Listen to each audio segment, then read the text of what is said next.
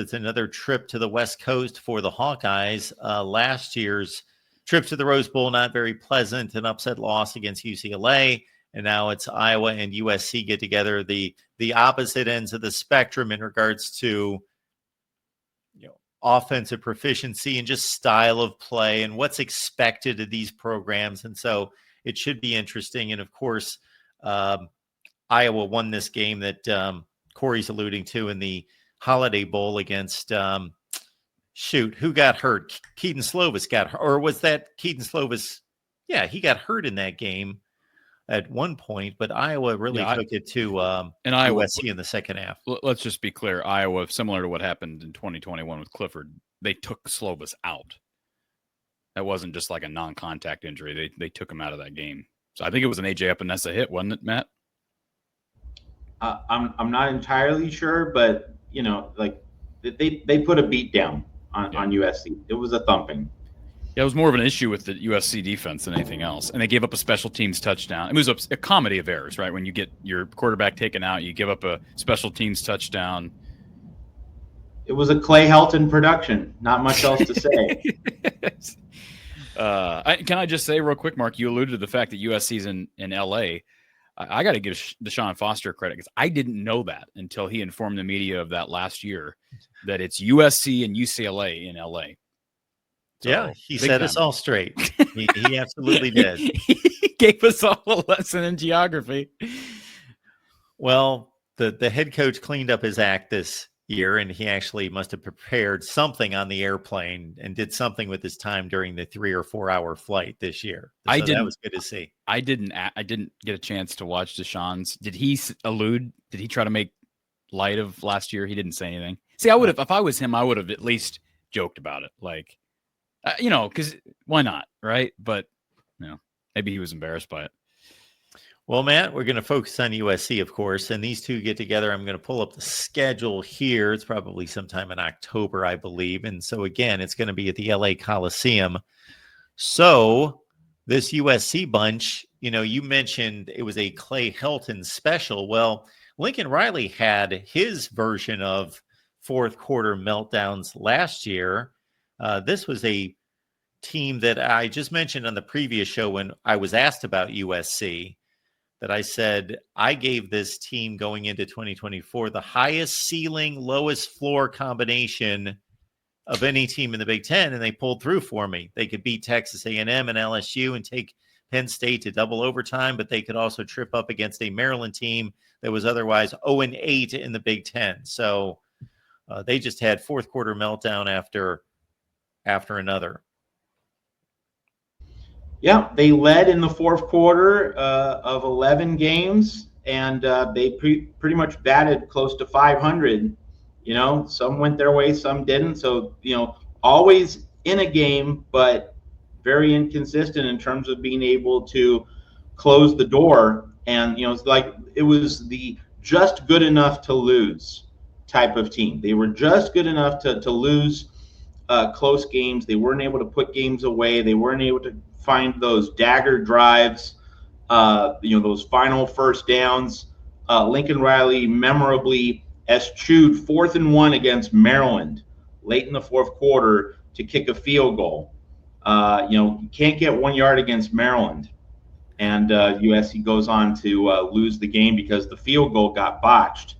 And Maryland was down only 6 instead of 9, and then goes down the field to win the game. So, and that point that Lincoln Riley eschewed 4th and 1 against Maryland late in the game, it points to he was not confident in his offensive line. And really, in terms of sizing up USC for an Iowa audience or any audience here at the Voice of College Football, that is the epicenter with this team, the offensive line. USC had the ball late against Michigan, couldn't run out the clock. Had the ball against Minnesota in the fourth quarter, couldn't finish that drive to put that game away.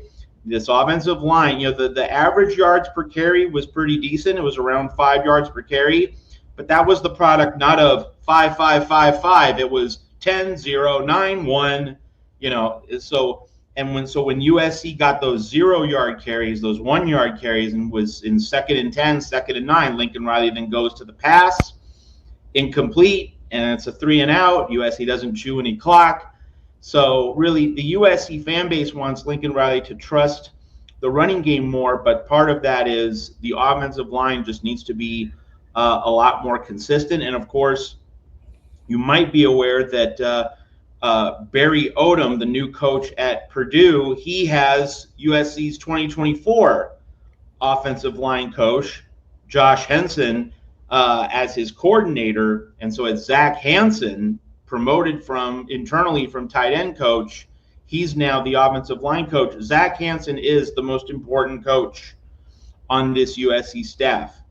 He has to be the skull crusher that Lincoln Riley has not found on the offensive line since he came aboard. One of the big dramas when Lincoln Riley was initially hired in November of 2021 was, would Bill Biedenbaugh join him from Oklahoma? And that did not happen. And Lincoln Riley has whiffed in terms of getting the elite offensive line coach to make USC the perfect marriage of Riley's modern day spread passing offense combined with late 1970s student body right. USC has, not been able to capture that kind of lightning in a bottle with its offensive line. So really, when Iowa plays USC, the main matchup is Iowa's defensive front against USC's offensive line. That is almost certainly the matchup that's likely to decide it. That Iowa will try and make a clean kill, and USC will at least try to play Iowa even. Don't get dominated. Just basically be able to play to a standoff up front, and then hope that the skill position talent takes over. So really, USC's offensive line, it's the whole key to the team. It was last season. That's why USC didn't finish games. Can the offensive line find another level? If it doesn't, it's going to be another difficult year in Troy. And I don't know how much, Mark, it's worth going position by position. Levi Stevenson and I like to do this for Iowa State. We don't typically do it for other opponents, but I don't know if there's value in there. Like, okay, you win, this percentage of head-to-head matchups, you're going to win a game. I don't know if there's a correlation there, but Matt, if Iowa loses that matchup of the Iowa D-line versus the USC offensive line, it's a huge loss. Because I happen to think that the Iowa defensive line is the strongest, should be the strongest unit on that side of the ball. And it's been a long time since we've said that. I mean, think about how strong the Iowa linebackers have been. They've been the strong point of the defense the last couple of years. You go back into the era of Cooper DeJean, Riley Moss in the defensive backfield. It's been a while since we've said they've been strongest up front, but they should be this year. I think they've built better depth out of the transfer portal. They should be able to match anything and everything USC lacks on that side of the ball up front. So, yeah, if USC plays them even, that'll be a big disappointment. And I am curious to get your take, Matt, on just how USC – the one thing I think of when I look at USC, any team, even the teams that have struggled on the defensive side of the ball, is their ability to take shots and hit over the top because of who their head coach is. Being a QB's guru, and Iowa might be weakest on the back end this year. They got a couple corners that struggled during times last year, struggled against UCLA out there. I think the trip out for everybody is going to be a challenge. Kirk hates those. I'm glad it's on a Friday night. I'm sure Kirk would agree with that. Last year it was on a Friday night. That didn't help. But I think it'll be interesting to see how Ohio State can take advantage of Deshaun Lee, TJ Hall, if it's Jalen Watson, and frankly, Xavier Wampa, who has not lived up to his 5-star status. I think that's the matchup for me. What do you foresee from a passing standpoint, their ability, USC's ability to take advantage of maybe a down year in the backfield for Iowa? So, when we discuss college football schedules, this, Cory, obviously Mark knows it really well. The timing of the matchup looms pretty large. The fact that this is later in the season, I think it's a plus for USC. Because if you put this matchup early in the season, go back to the beginning of USC's struggles last season. September road game at Michigan, early season road game at Minnesota. Trojans did not handle those environments well. Now, they didn't really handle road environments well later in the season too, but really their quarterback, their offensive line, you could tell they were jittery. It was all new to them in the Big Ten. Also, just the logistics of road trips and getting acclimated to a Big Ten site multiple time zones away. If you put this game early in the season, I think Iowa's defense probably just steamrolls USC. But you put it later in the season, USC's offensive line, quarterback Jaden Mayava might have a little more cohesion, a little bit more familiarity. So, I think from a USC standpoint, it's good that it's later in the season, because if this unit struggles early in the season, it'll have a little bit more time to come together. But here's the thing with Jaden Mayava. Very different from Miller Moss, last year's quarterback, in that Miller Moss did not want to throw jump balls to his receivers. Now, that didn't mean that Miller Moss protected the ball. He threw a lot of crucial interceptions that hurt USC in the midsection of the season. But Jaden Mayava is just going to throw the ball up there, or at least based on the 4 games that he played for USC last season. He's going to heave it. He's going to put the ball up in jeopardy. He has some dudes at wide receiver, Jacoby Lane, Mekhi Lemon, who can go up and get the ball in traffic. But obviously, you can't just be riverboat gambler on every play. Miller Moss was a 7-step drop.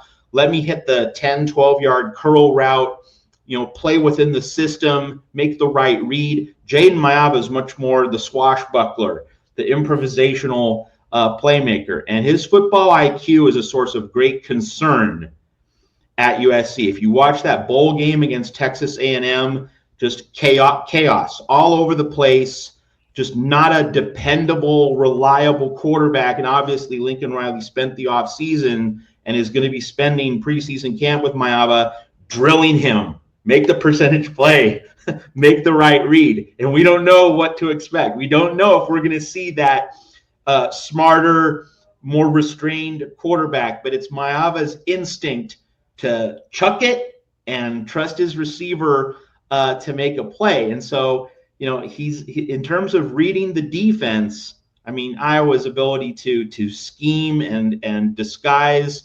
so at such an elite level as we've seen for such a long time, that is certainly scary for Mayava. But from a USC standpoint, thank goodness this is not a late September game, that Mayava gets more weeks to study up this matchup and maybe find some football fundamentals. We don't know what's going to happen under center at USC. I think there's going to be less opportunity this year for Iowa to blitz and to try to. Here's a guy. It sounds like maybe you could take advantage of with some pressure, but I think Phil. He's not a guy who likes to bring a lot of force up front with blitz packages in general. He's not a gambler that way. He's very, very well-timed, and very deliberate when he chooses to blitz. But I don't think he's going to be real comfortable for a while, leaving those guys out on islands. So it will be interesting to see. That's my guess is just a little bit, because you know the team much better than I do, Matt. But based on what you're telling me, that's going to be a game where, similar to Washington last year, Mark, you probably remember the Iowa-Washington game, where Iowa's going to try to bend. They're going to let him, they're going to say, hey, prove that you can construct 75-yard drive after 75-yard drive. Prove that you can do it a dozen times in a row and you won't slip up. Because usually what happens, as you alluded to, Matt, against Iowa, is Iowa does this. Penn State 2021, Washington last year. This is what they're known for, and usually teams can't do it. Now, remind me of the quarterback at Washington last year, Mark? It was Will Rogers. Will Rogers. And you're talking about a guy that's thrown a zillion passes in college football. He's one of the most prolific passers in history, and a very disciplined guy under the Mike Leach system.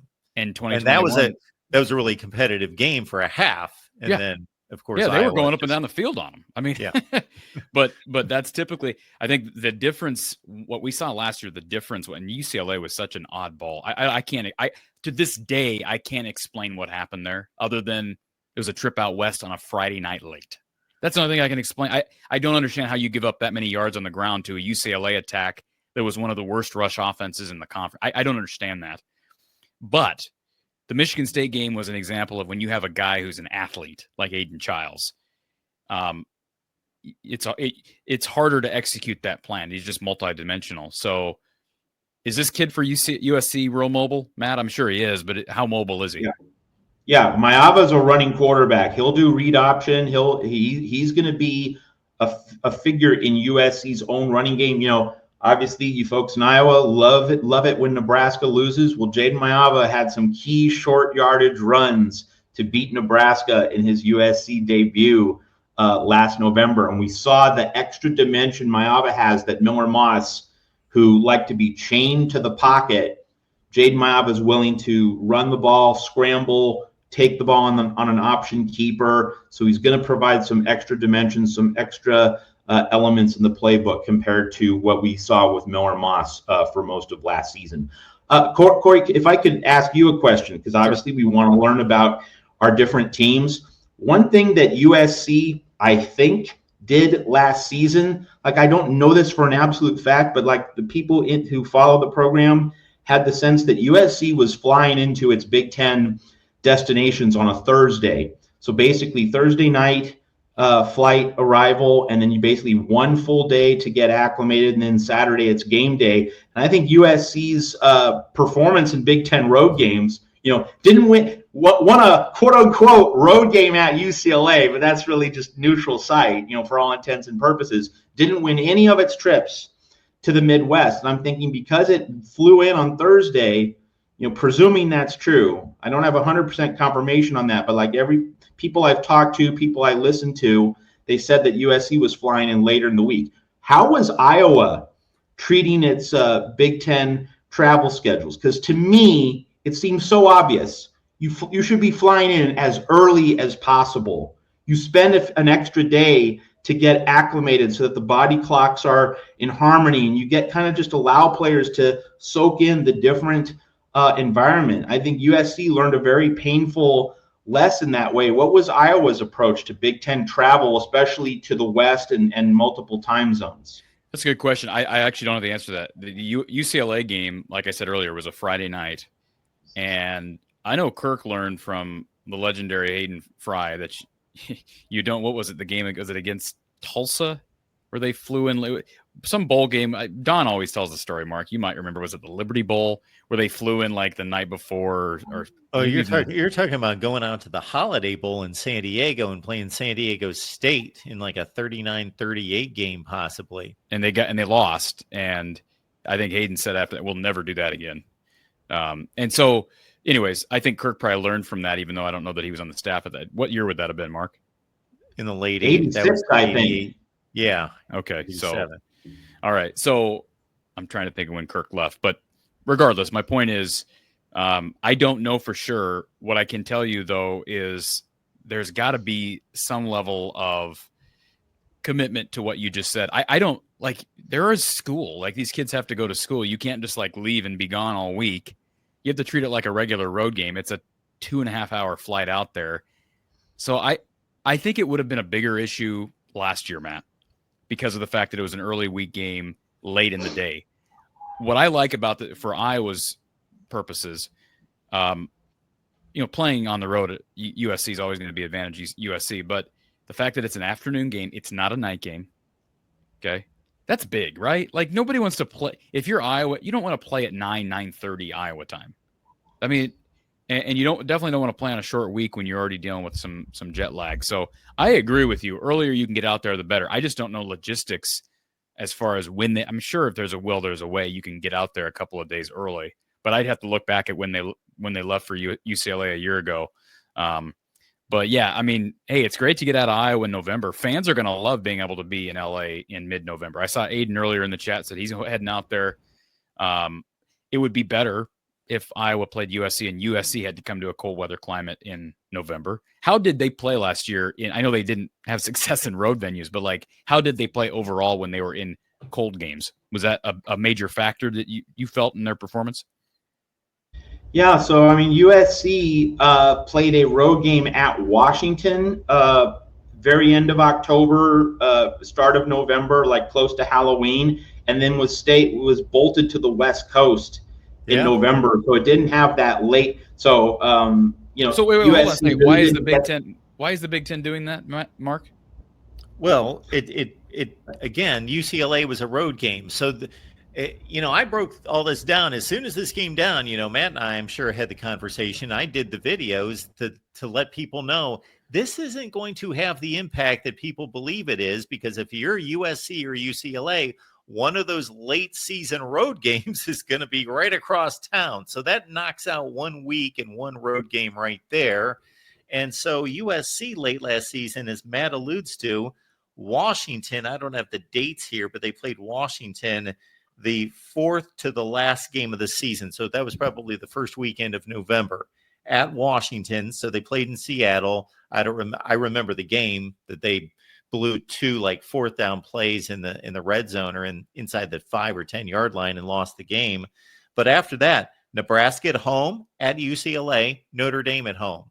So no weather. This year they get Nebraska first day of November, and so that's the closest thing to a challenge. I want to see them go to Minnesota second to last week of the season. That's what I want to see. Well, they go to Oregon. They go to Oregon November 22nd. Or Oregon's not a cold weather climate location. Well, it could be a nasty rainy. Could be, but I'm talking like frigid cold. Yeah. Like USC at Oregon. USC at Oregon is just Pac-12 reheated, but USC going to Kinnick or Columbus in mid-late November. Yeah. Well, it could be interesting. Deal. It could be interesting November 1st in Lincoln. That could be interesting. Sometimes it's pretty mild at that point. Yeah. But anyways, it doesn't matter. Yeah. Iowa goes out there. So as far as weather is concerned, it's just like Iowa playing Ohio State or Michigan indoors, like at the Big Ten Championship game. And I will say, from an Iowa fan's perspective, yeah, what a godsend to have this game in the middle of the day, because it will feel at least a little bit like the Rose Bowl, with that 2:00 kickoff in sunshine, the way nature intended. So, you're gonna be able to get that Southern California sunshine on everyone's back, unless it's cloudy, which, I wouldn't expect. Now, UCLA goes to Indiana October 25th and goes to Columbus November 15th. So that could be tricky. Yeah. Columbus mid-November could be tricky. And we all know Nico Iamaleava did not handle the cold weather very well in Columbus last year. No, or the Ohio State defense. As I say, I don't think anybody handled much well for Tennessee in that game. So, Matt, moving away from the quarterback conversation, now we talked D-line for Iowa as well. Special teams wise, I'm probably the only host on this channel that brings up special teams, but Iowa's always got one of the best special teams units in the country. What, Mark? You don't like talking punting and kicking and all these different things? Talk football. I had a long snapper. We had a long snapper on our channel 2 days ago, for Pete's sake. But anyways, Matt, what does USC bring back as far as that unit is concerned? Iowa brings back the best punt/kick returner in the country, maybe the best kicker in the country, and one of the best punters in the country in Reese Dakin. Well, so, we're losing Eddie Zaplichki, who was, an elite punter, easily one of the top 2 or 3 in the country. So definite downgrade at punter. And then for kicking, last year, Dennis Lynch was one of the kickers in the room. Lincoln Riley gives him a scholarship. His kicking immediately suffers. So, in terms of ratings or in terms of projections, it's a fool's errand to predict what a Lincoln Riley USC kicker is going to do. It has not been an area of lockdown certainty and dependability. And it really points to USC better be rolling some 7s instead of 3s for this season to get where it wants to go. Kicking was very hit or miss last season. I referenced the botched, the missed field goal against Maryland after Lincoln Riley eschewed going for it on 4th and 1. So that just kind of typified USC's season, that this team, which was playing close games the whole season, basically, did not have a kicking game which consistently put the Trojans over the top. It's definitely a question mark going into 2025.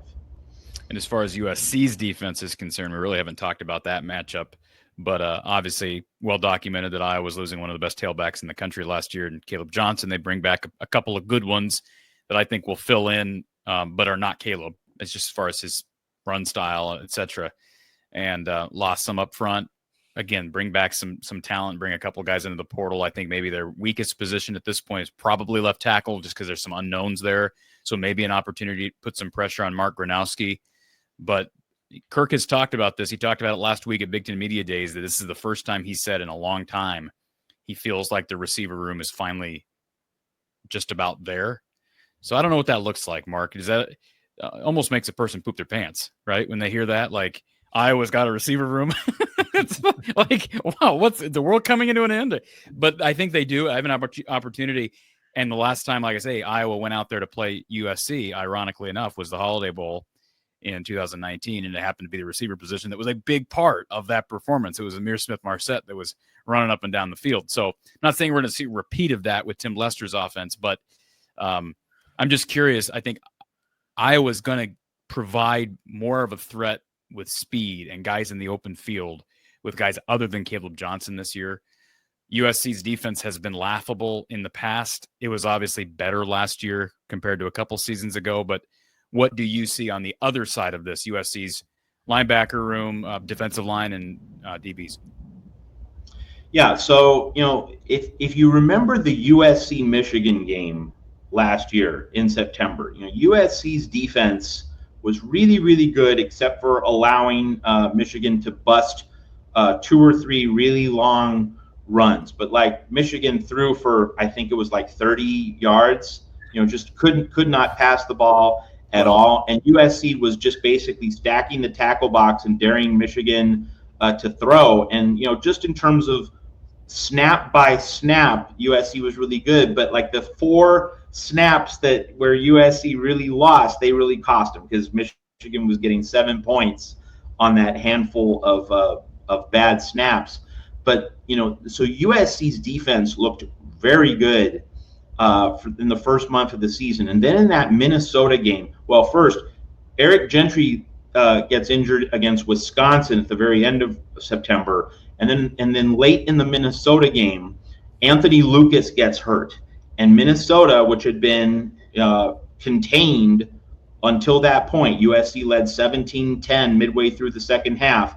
Anthony Lucas gets hurt up front on that defensive line. Minnesota scores 2 touchdowns after that injury, and USC's season was basically over in terms of the playoff, in terms of the conference championship, the goals that USC expects for itself. So USC obviously did not have the depth in its front seven, in its defensive line and linebackers.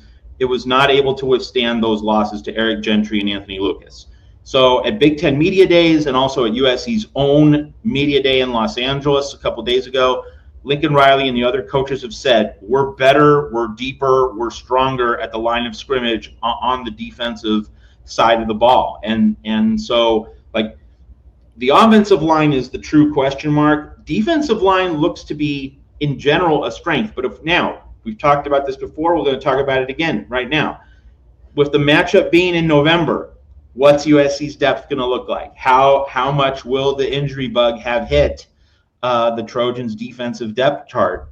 And so, if there are a few injuries to look at, to notable frontline players, we're going to find out if USC's defensive depth, particularly up front, is ready, for what a rugged Iowa team is able to put forth. So, that really is a central question for USC this season.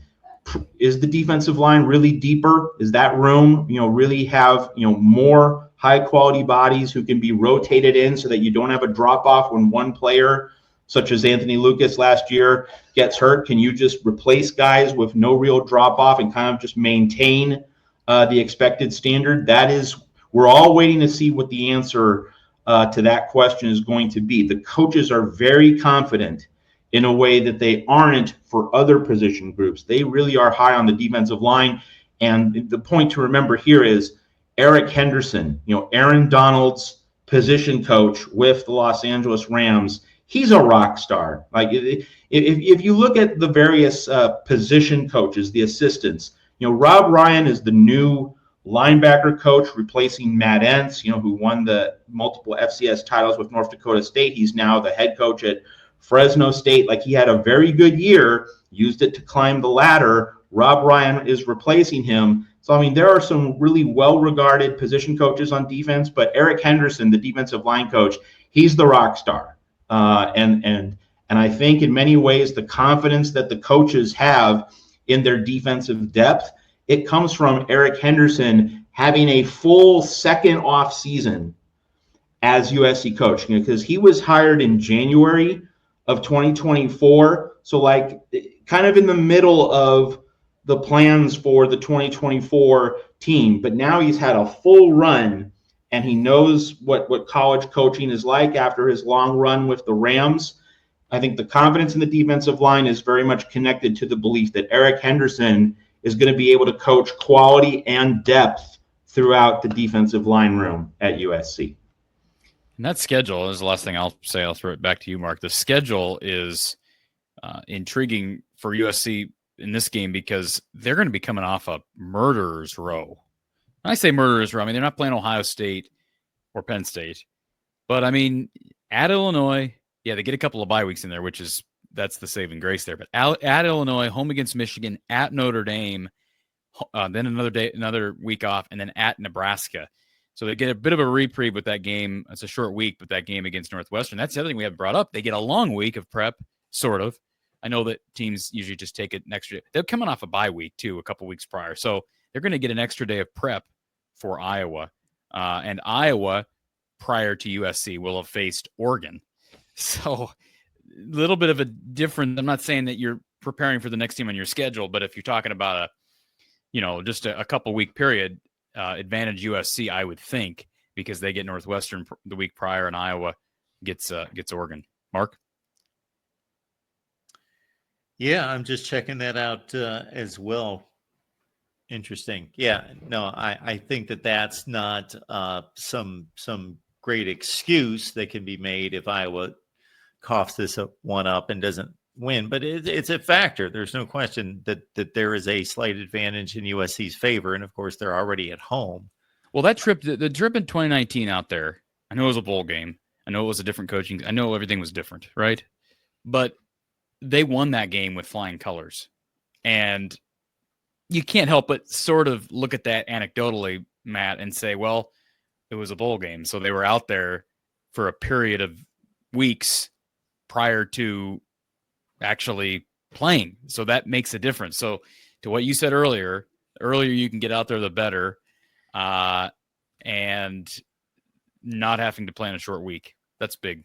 Totally different situation, totally different teams. However, in both situations, very much two teams on the same level, very comparable teams, very different teams in the way they're constructed and strengths and weaknesses. But you would consider these two teams to be, if we split a knowledgeable college football audience to ask them who's a better football team, USC or Iowa, probably be 50-50.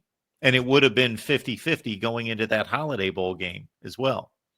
I think it was the way that the game played out was what surprised everybody, just with the fact that it was, Gus Johnson was just salivating over the fact that Iowa was running up and down the field against USC, right? I mean, I think that was what people were confused about, how Iowa was beating them with speed. When is Gus Johnson not salivating? I just say that because I know Mark loves Gus. When is Gus Johnson not surprised by something he sees on a football field as well? Come on, be nice to Gus Johnson. Be nice to him, Mark. He's a great guy. He's a great guy. And he's, from what I understand, he is a great guy. He is a great guy. And he's great for the sport. Yes. I'm partial to Pat Summerall. Yes, he's a better philanthropist than an less is more. But I think okay, we can have different taste, but when we agree the sport needs someone like him, there's a faction. See, again, short-minded. There is a faction of fans, college football fans, that love that. You don't have to love it, but I'm just telling you. I don't think Gus Johnson is boosting the ratings. The ratings are the ratings. So you're telling me that there aren't fans that love him? You're saying I didn't say that. People don't watch football to listen to people don't watch football for Pat Summerall. Believe me, they're not watching football for Pat Summerall. More so than Gus Johnson. No, I don't believe that. I don't believe that at all. I don't believe that at all. You want to take a poll? We can start a poll. Well, no, we're not starting a poll between Gus Johnson in 2025 versus Pat Summerall in 1985. That's not my point. My point is, I'm asking, would you be more apt to watch a game because Gus Johnson's on the call or because Sean McDonough's on the call? And I guarantee you get more. Well, you may say that, but you have to acknowledge that other people don't agree with that. Yeah. That's my point.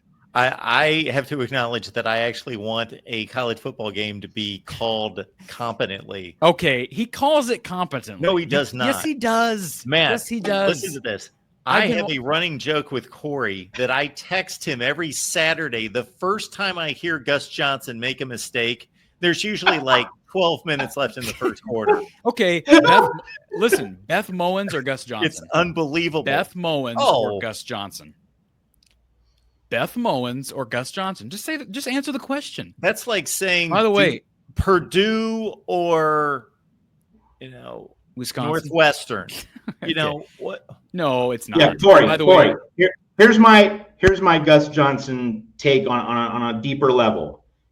In college football, as we know, it's a regional sport. It's a sport where we celebrate the diversity of the American experience and different backgrounds, and how college communities all over the country, if they're different traditions, they're all part of the fabric of the sport.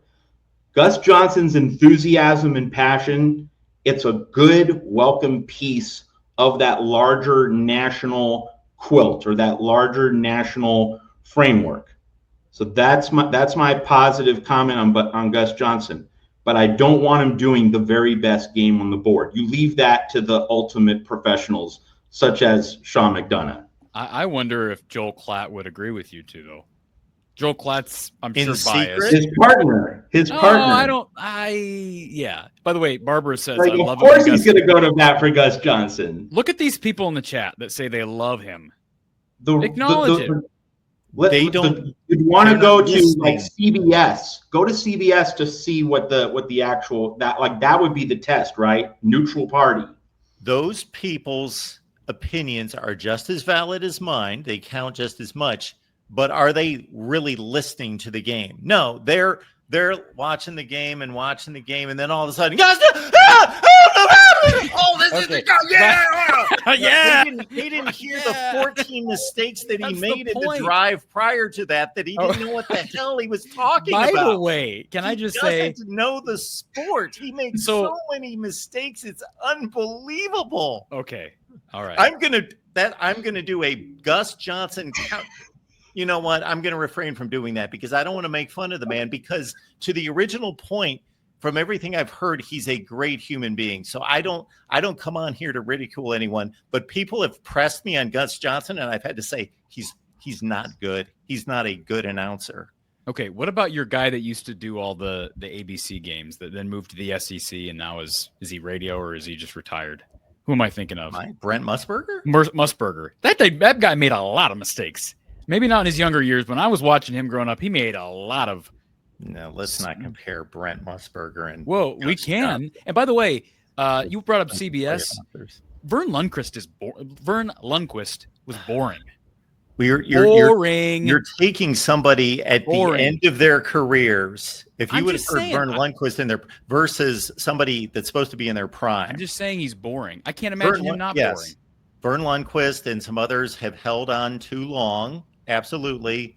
But that's like saying, listen to Dick Enberg in the year 2000. Can I just say this right now? We don't want to do that because he's one of the greatest of all time, but his last few years were rough. Let me go to bat for Gus Johnson one more time. You put him, and don't you dare argue this, you put him up against Tim Brando. Holy cannoli. Now there's somebody that Fox needs to say, we love you, but please step away. I can't take it. I cannot listen to him. He is bad, in my opinion. Not as a person, as a commentator, he is not good. He makes a comedy of errors during his broadcast. Do you watch? You probably don't. I forgot. You don't watch Tim Brando's games because you're only watching the best games of the week, and he never gets the best games of the week. So you watch a lot of Gus Johnson. I'm just saying. Believe me, if we chronicled all the Tim Brando I've heard in my lifetime, yes, it's not good. He makes so many poor He gets comments. He makes himself the centerpiece of the game. Correct. Way too often. Yes. Correct. He enjoys talking. He enjoys his own little quips. Yes. And he I do is think fun I happen to think that, Mark, I'll be good to you here for a second. I do think that you are a little bit biased. I think you have a hard time not seeing it because of your age. I do think you are biased towards the old school style. I am not too young to be evaluating. No, I do. Because I think you're probably somebody who would say, I loved listening to Dick Enberg back in the days. And I have respect for Dick Enberg, but I couldn't stand him growing up as a young person because I'm like, this guy has I don't get anything out of this broadcast. Well, Iowa was losing the Rose Bowls that he called. No, so I'm not even talking about Dick Dick. I'm not talking about Dick Enberg on foot. I'm talking about Dick Enberg with tennis. I watched a lot of tennis, and why is this guy calling this match? Okay. So anyways, but I know, Mark, you like the older, and I get it. We all but get when to I that. was watching Dick Enberg, this would make me like 90 years old right now to say that I was like an older person watching Dick Enberg. Yeah, well, I was a very young person with Dick Enberg. If you could take me back to 1980 at 10 years old and Gus Johnson could be transported to call a Rose Bowl against Dick Enberg, I'd be like, this guy sucks. Get him out of here. I would have said this at 10 or 12 years old. I guarantee it. One last question. We can move off commentators. You brought up Sean McDonough. I've never really cared much for Sean McDonough. Okay. I don't like it when a grown man's voice cracks. Okay.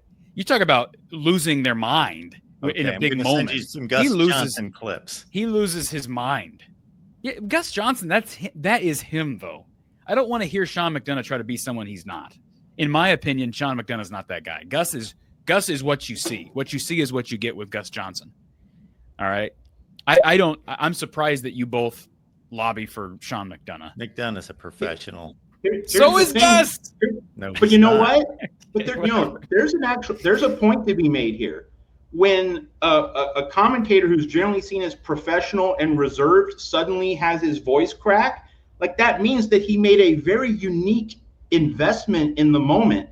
I can remember a specific voice crack moment for Sean McDonough associated with a very consequential college football play. Jaquez Green, 1997, the Florida State game when Florida drove down the field to upset number 2 Florida State, knocked the Seminoles out of the BCS National Championship game, which became Tennessee versus Nebraska, behind the defense.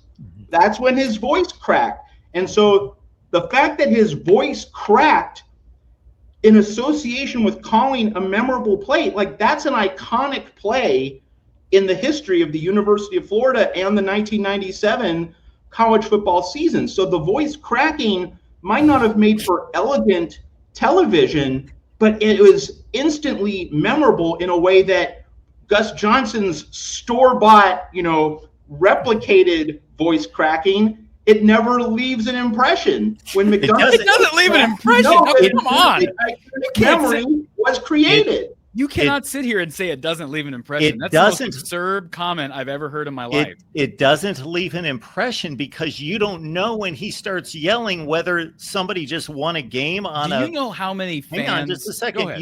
You don't know when you hear Gus Johnson yelling whether somebody just won an incredible Hail Mary play at the end of the game or somebody just converted 3rd and 2 in the second quarter. You have no idea because that's what he's doing the entire broadcast.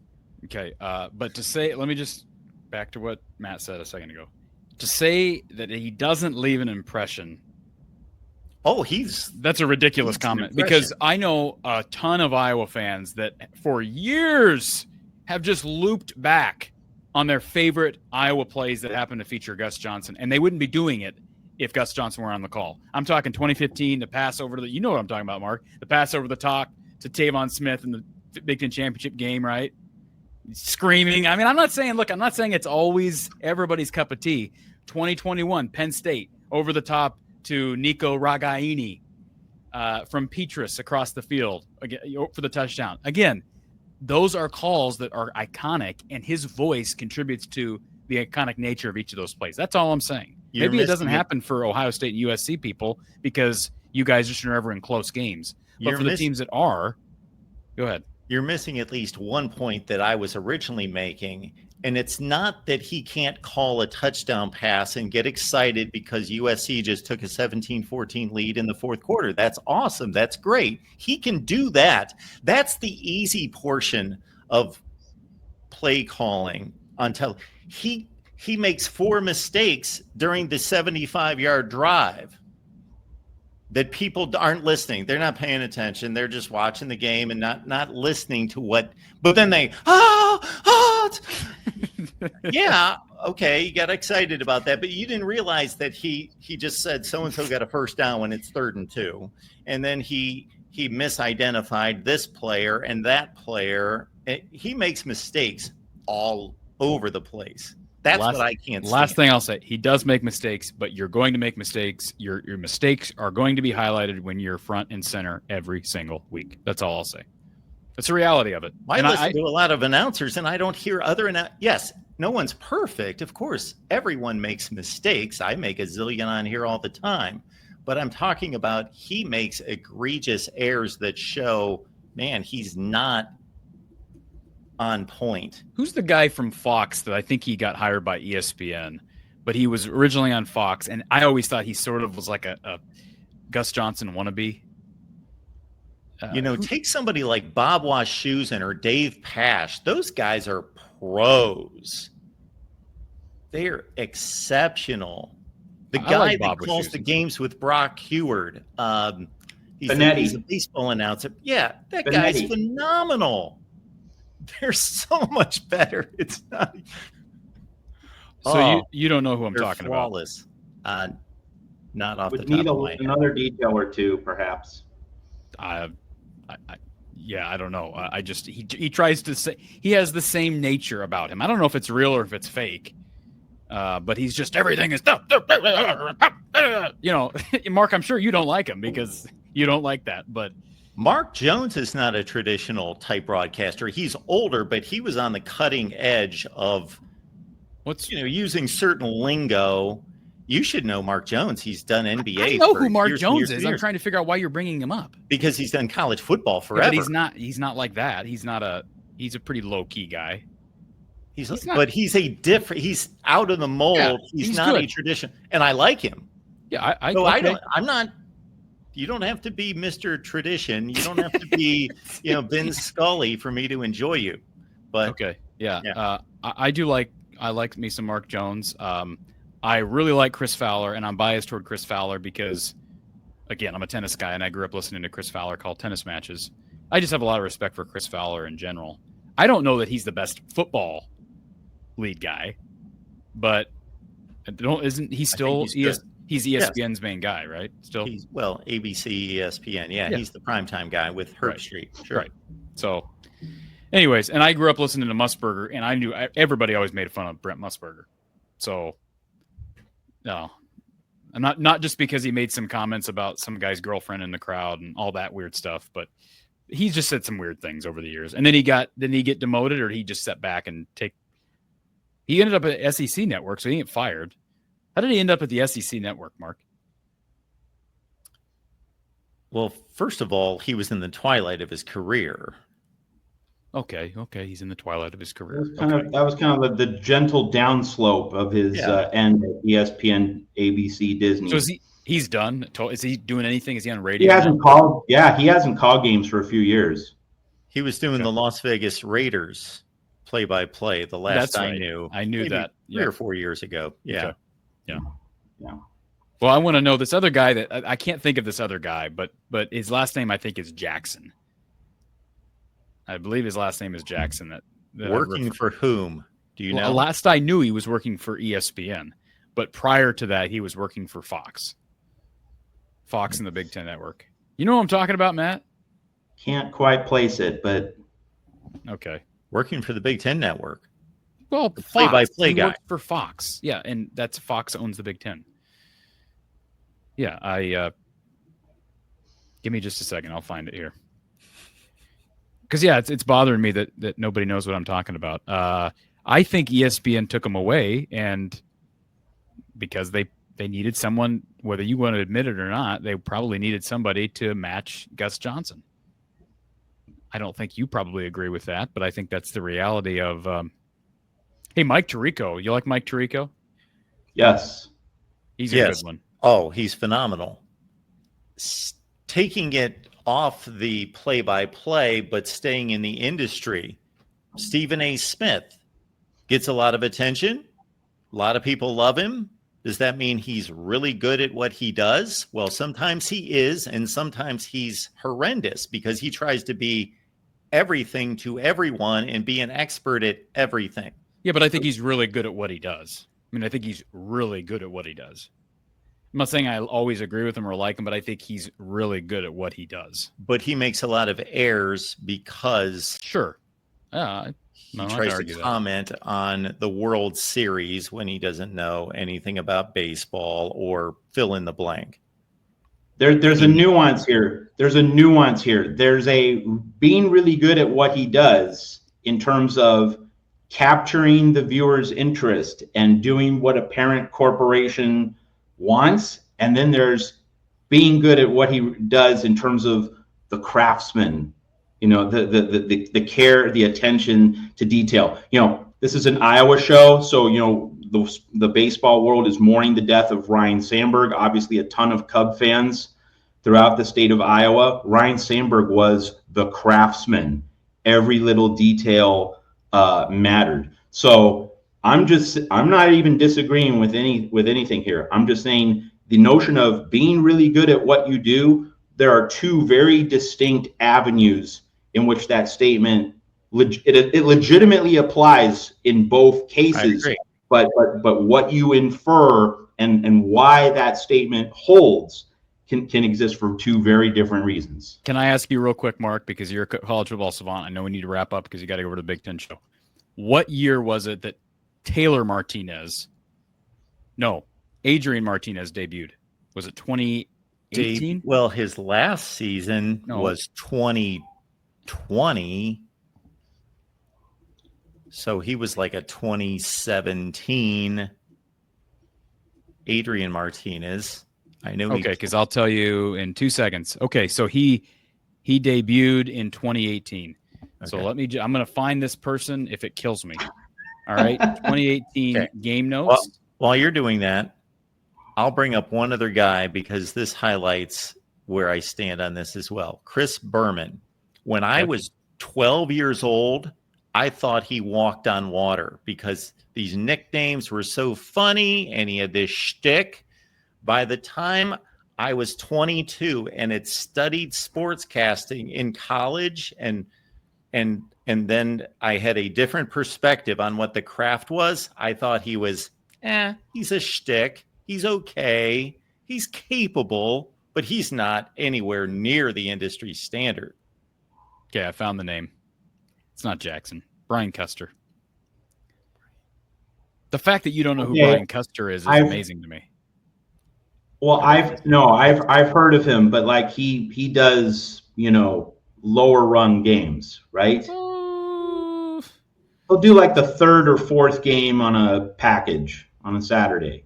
How do you spell his last name? Custer, just like it sounds. Oh, Custer. Yeah, so now he does anchoring for SportsCenter, but he was with Fox prior. Yeah, see here's. Yeah, I know who he is. Yeah, so if you listen to him, like go back and listen to that Nebraska game back in 2018. I just remember thinking, man, this guy wants to be Gus Johnson. Anyways, I don't know why I had to prove that to you, but now I did. So. No, it feels good to get that out of the system, right? that thing that's gnawing at your brain. Yeah. All right, Matt, thank you so much for being here. And we want to make sure that everyone knows where to find Matt and also find his work. So there it is, at Matt Zemek. It's just his name on X/Twitter, trojanswire.com. Anything in particular that you would like to highlight there, Matt? The thing I'd like to highlight is that, Hawkeyes Wire is a partner site of ours under the USA Today Gannett umbrella. I wish I got 25% of the traffic for Juju Watkins that Hawkeyes Wire gets for Caitlin Clark. You know, the Hawkeyes Wire is just bathing in money. And you know, the guys there deserve it. They do a great job. I know the guys there, Josh Helmer, also Riley Donald. I just wish I got a little breadcrumb. But anyway, like, Caitlin Clark's awesome. Yes, and now she's taken her show to the WNBA, and they have benefited from her presence as well. Corey, great to be on your show. Thank you so much Appreciate for it, having man. me, and great Thanks to be for with stopping. you, Mark. Yeah, Thanks. thanks All for right. stopping Good to by. see you We'll see you all.